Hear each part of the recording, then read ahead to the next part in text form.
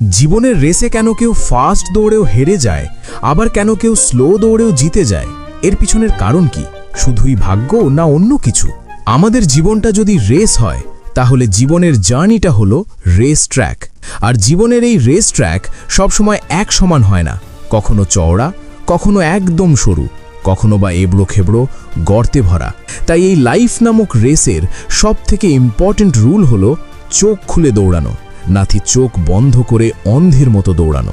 কারণ চোখ খোলা থাকলে আপনি বুঝতে পারবেন কখন আপনাকে জোরে দৌড়াতে হবে আর কখন সামলে আস্তে দৌড়াতে হবে, যাতে হোঁচট খেয়ে পড়ে হাড্ডিগুড্ডি না ভেঙে যায়। আর বাস্তব জীবনে আমরা ঠিক অন্ধের মতোই দৌড়াচ্ছি, সেটা রিলেশনশিপের দৌড় হোক বা সাকসেসের দৌড়। হোঁচট খেয়ে খেয়ে আমাদের এমন অবস্থা হয়ে গেছে যে শরীরের একটাও হাড্ডিগুড্ডিও আর আস্ত নাই। তাই এবার সময় এসেছে চোখ খুলে চলার। আর এই চোখ হলো বিবেকের চোখ, অন্তরাত্মার চোখ, ধৈর্য ধরে জীবনের স্ট্রাগলের সঙ্গে লড়াই করে পাওয়া অনুভবের চোখ। শেষে একটাই কথা বলবো, আপনি যদি জীবনের রেসে নিজেকে হেরে যাওয়া মানুষ হিসেবে দেখছেন, তাহলে মনে রাখবেন জীবনের রেস কোনো 100 বা 200 মিটারের দৌড় না যে আপনি আর দৌড়ানোর সুযোগ পাবেন না। এটা লাইফ লং ম্যারাথনের দৌড়। আপনাকে জীবনের শেষ নিঃশ্বাস অবধি দৌড়ে যেতে হবে।